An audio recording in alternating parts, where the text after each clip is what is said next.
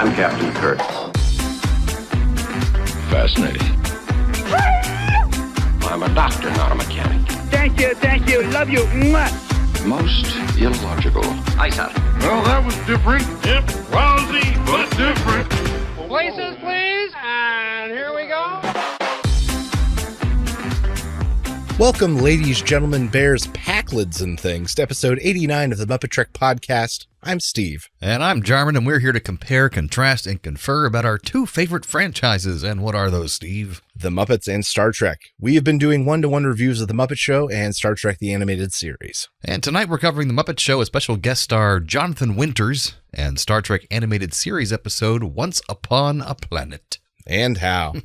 So, Steve, tell us about this lovely comedian, Jonathan Winters. Yeah, actor, comedian, and all-around American personality. He became known for his comedy albums in the 60s. He won 2 Grammys, one for Best Children's Album and one for Best Spoken Comedy Album in 75 and 96, respectively. He made appearances on many TV shows, including Mork and Mindy, where he was actually like a regular or quasi-regular, The Steve Allen Show, and he was also in movies like It's a Mad, Mad, Mad, Mad World. But what does our audience know him from?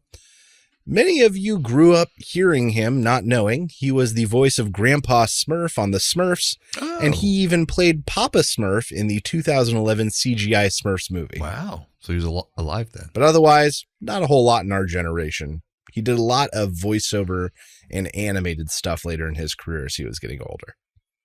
That's Jonathan Winters, but what is he up to this week on The Muppet Show? Well, the backstage plot centers around the fact that a gypsy curse has been placed on the show. Plenty of things go wrong. Kermit refuses to believe there's a curse. A meteorite falls backstage and aliens pop out. Scooter reveals that the end of the curse everyone's going to turn Swedish, and everyone breaks into Swedish at the end of the show.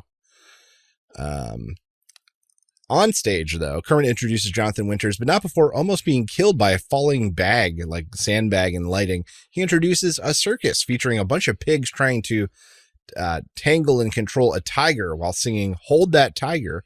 A lion with a gun shows up, and more items fall from the sky. They go through flaming hoops and make their escape. It's a weird number. Jonathan hits the stage, but all his props are gone due to the gypsy curse. Fozzie brings out his personal prop box, and Jonathan goes on. The curtain opens, and he pulls out a series of hats, providing, I guess, characters for each of them. Fozzie hands him more hats out of the box. He eventually dons a cowboy hat, does an actual half-decent John Wayne. Yeah.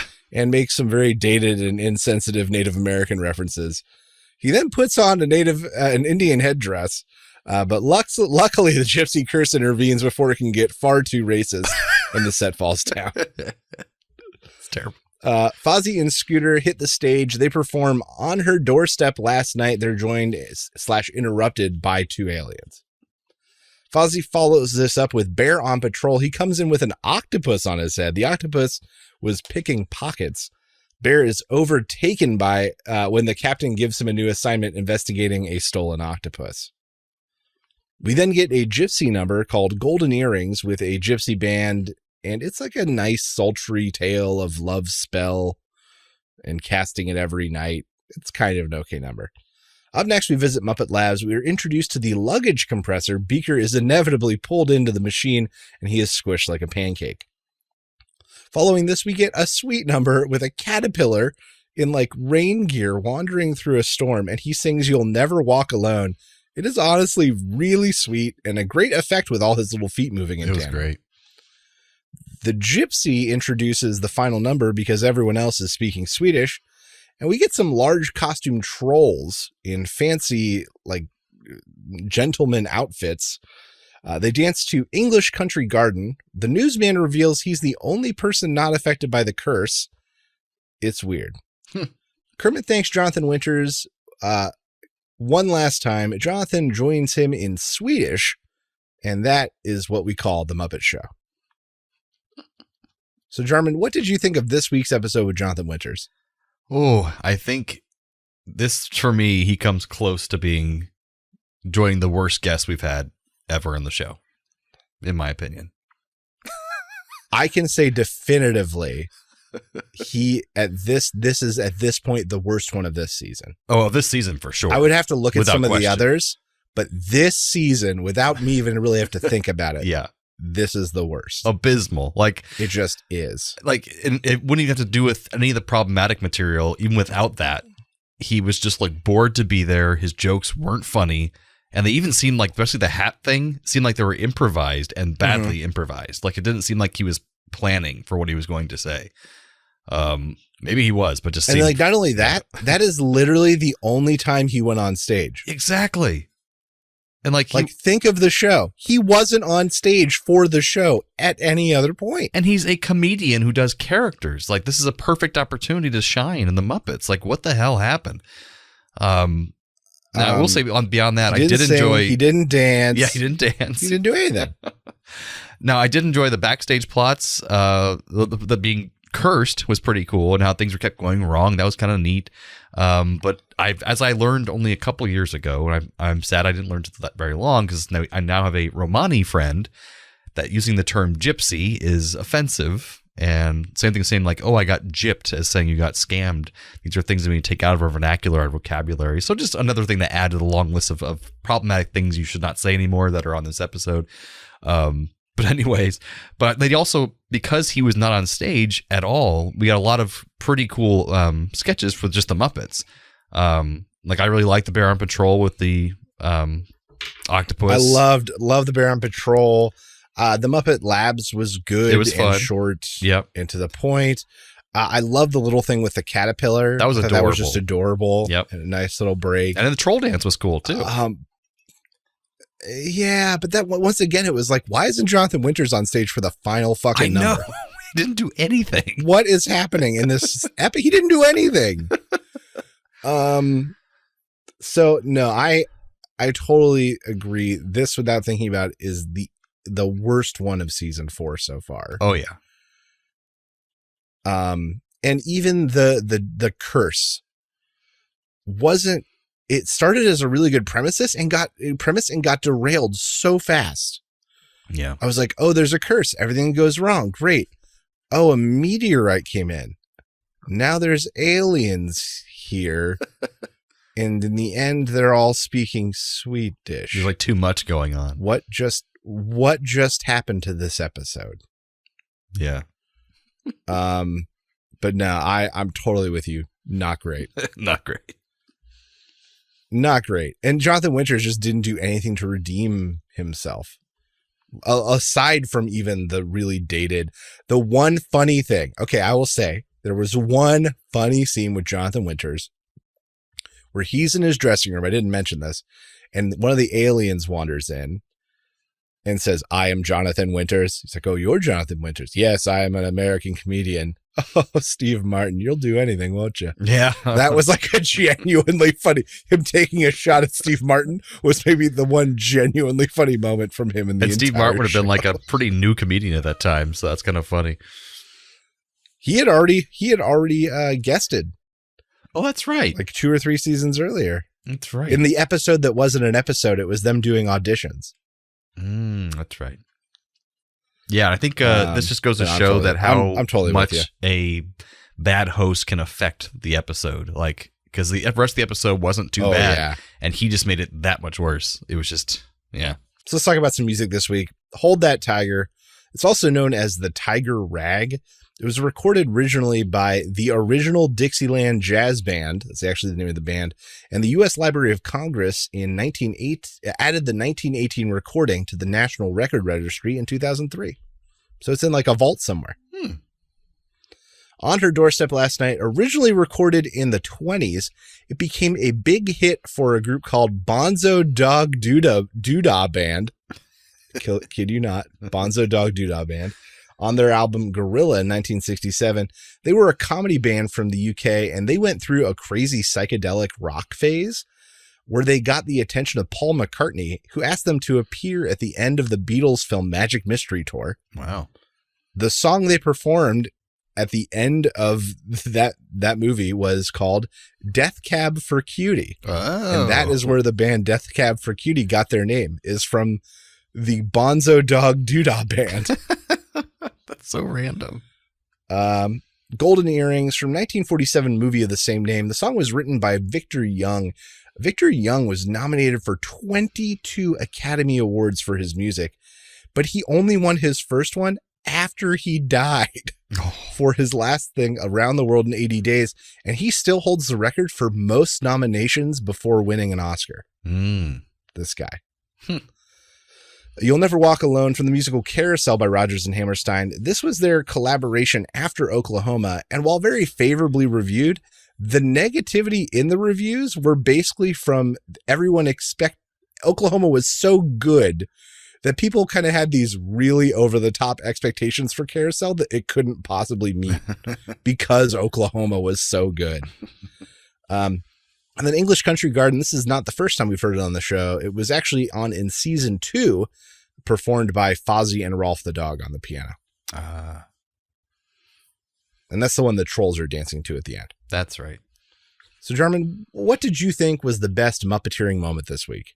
I actually going to give it to the Bear on Patrol sketch, because it took some real skill moving around with that crazy octopus, like wrestling Fozzie and the tentacles coming and slapping things. And then it just like, yeah, him being on the face at the end. But I did give the caterpillar a close second because I was just really impressive. The whole production of that caterpillar number was amazing. I gave it to the octopus. I love the octopus and Bear on Patrol. And really what it comes down to is that was just like Frank Oz selling the crap out of that. Yeah. And then the reveal of the octopus having taken his place at the end was just such a good like chuckle-worthy moment. It was for sure. So, Jarman, what happened on this week's episode of Star Trek The Animated Series? All right, so now we have the episode Once Upon a Planet. And the Enterprise is due for some shore leave, so what better way to do it than to return to the place where Bones was killed, the shore leave planet from the original series. Hey, he was only kind of killed. Yeah, well, he was killed and then like brought back to life, repaired by the robots. Supposedly. Yeah, he was only like half murdered. Exactly. At most.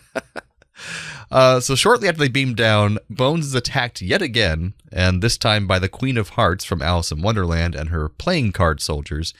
And for those who don't remember the original episode, this planet was able to produce the fantasies of those who land there with these lifelike robots that they instantly create, simply by the visitors thinking about what they want. And it isn't supposed to let anyone come to harm. It's just, so the Queen trying to take off Bones' head seems not normal at this point. Also at that time, one of the planet's robots kidnaps Uhura and takes her to the secret underground cavern where the master computer resides for the whole place, the whole planet. And apparently the master computer has started to resent being used simply to provide pleasure to others, and it now wishes to put itself on the Enterprise so it can explore the galaxy and find other smart computers like itself. So it starts to take control of the Enterprise systems, much to Scotty's chagrin up on the Enterprise. And as Kirk, Spock, Sulu, and Bones search the cavern's entrance to find Uhura, they run into the gravestone of the former keeper of this planet. He was an advanced alien sentient race who was there in the first episode, and apparently he's dead, and that's why the computer now wants its independence. So now the computer, instead of manifesting robots to do fantasies, it's now matching the dangerous thoughts and fears of the away team to fight them off. But Bones remembers that the computer didn't let him die the last time they were on this planet. So Bones thinks they should pretend one of them is dead, so the computer will take their body down to the underground base to make repairs on the body, and that way the rest of them can follow them in and find Uhura. Spock volunteers, so Bones injects him with a substance that will make him appear dead, and the robots do indeed come for his body, but only Kirk is able to sneak in with him to the underground lair. And Kirk is then able to talk to the master computer like he does best. He's always talking and arguing with computers and killing them. And he finds the computer is very confused.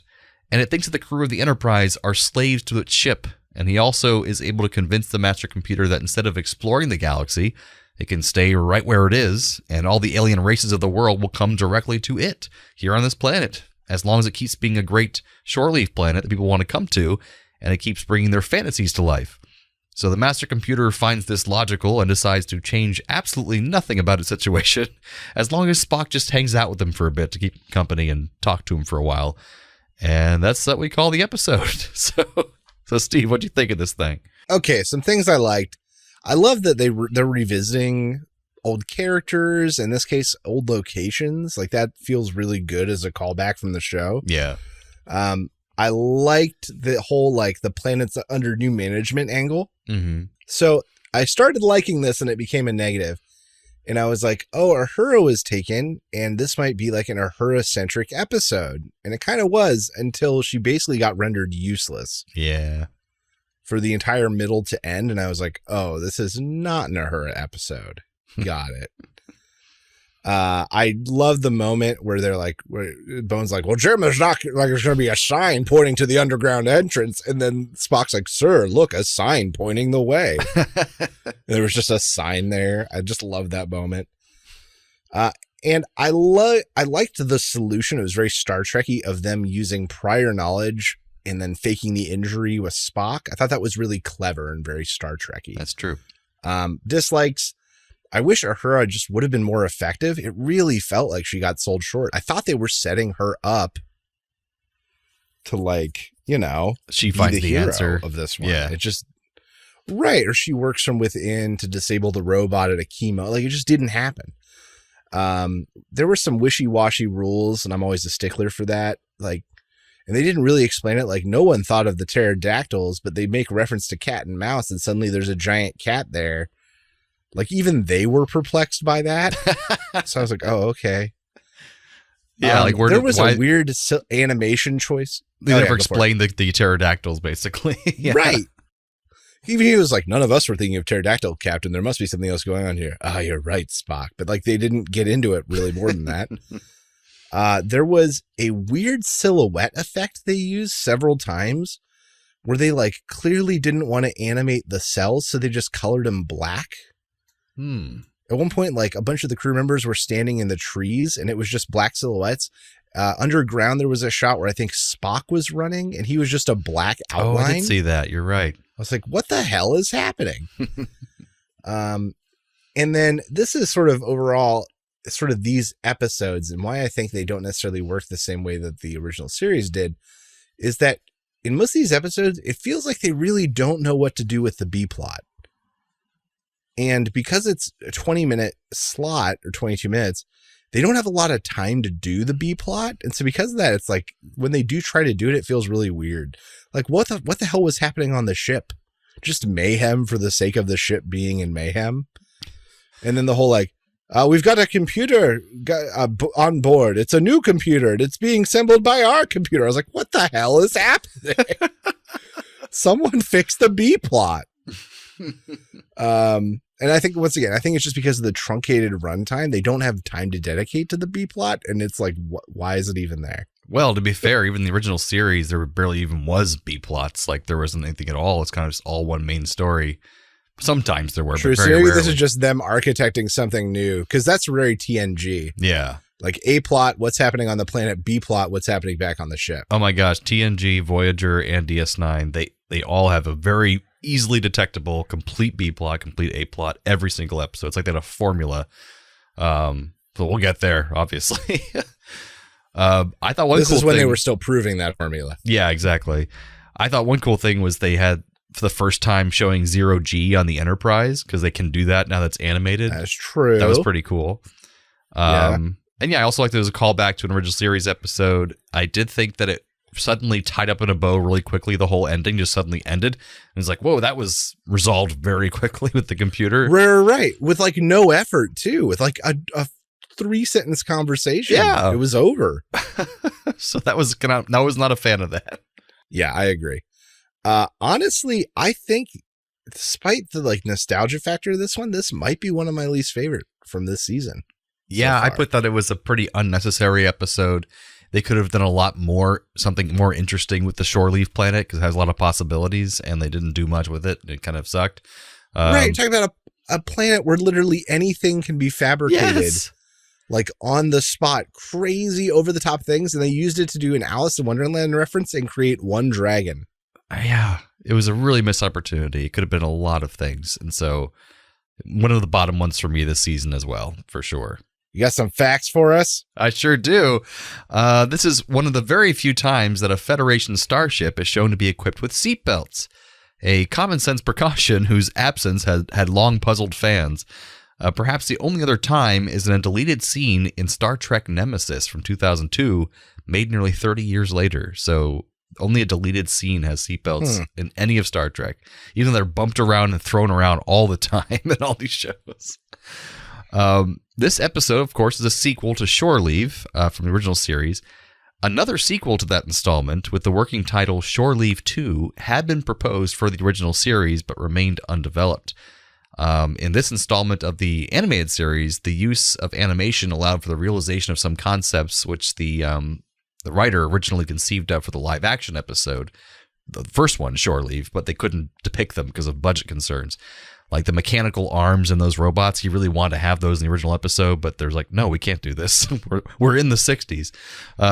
So in a production inconsistency due to the use of recycled footage from earlier episodes, and I noticed this a couple times in the past few episodes, every time there's a close-up shot of Scotty using the transporter board, it's always old footage of Lieutenant Kyle doing it because there's a big mustache on his face from the back. But you can see the side of his mustache as he's pushing the transporter. It's like, Scotty doesn't have a mustache, so who is this guy suddenly? Scotty was trying it out, just like he tried out that new haircut in season 3. And it didn't work. Nah, they gave him like that weird Kirk haircut for a little while there. That was odd. It was strange. So Spock remarks in this episode that his mother, Amanda Grayson, was particularly fond of Lewis Carroll's work. And in the episode of Discovery, only like a few years ago, Michael Burnham reveals that that Grayson, Spock's mother, had read Alice's Adventures in Wonderland to her and Spock when they were children. So it was this remark from the animated series was brought up in Discovery, decades and decades later. So this is actually canon, which is pretty cool. Is the animated series considered canon across the board? It is considered canon across the board, surprisingly. Okay. All right. All right. Well, Trek Connection, Muppet Connection. Jonathan Winters appeared on 20 episodes of Mork and Mindy. William Shatner guested on a episode in 1978, and there is a great picture of him, Jonathan Winters, and Robin Williams all together. Oh, cool. The Carol Burnett Show in 1967, season 1, episode 12, featured guest appearances by Jonathan Winters and a quick guest appearance by Leonard Nimoy. Ooh. And then in 1985, there was a TV miniseries version of Alice in Wonderland. Jonathan Winters played Humpty Dumpty. The TV miniseries was star-studded across the board, including Robert Morley, who played the befuddled Englishman on a bench who advises Kermit and the gang where to stay in The Great Muppet Caper. Sally Struthers, who would go on to be the voice of Charlene Sinclair on Jim Henson's Dinosaurs. Telly Savalas, who played kind of the gruff bar patron in the Muppet movie. And Harvey Korman, Muppet Show guest. I think also nice. Carol Channing is in there, who will be a Muppet Show guest. That's a lot of connections. And it makes sense because these were basically the same episode. Oh, they so were. And I mean, look at it, because both episodes have outsiders arriving on a foreign planet looking for a good time, with the aliens from the Meteor and the Muppets and the Enterprise crew on the Shore Leave planet. I mean, come on. Both feature strange happenings in a familiar place, a return to the Shore Leave planet to find it under new management, and a seemingly normal show touched by a Romani curse. I'm trying to better myself. Oh, there you go. That's nice. I wouldn't have thought to do that. Both episodes, similar to what you said, have something that's seemingly working like magic, trying to sabotage their every move, with the curse on the Muppets and the highly advanced machine on the Shore Leave planet.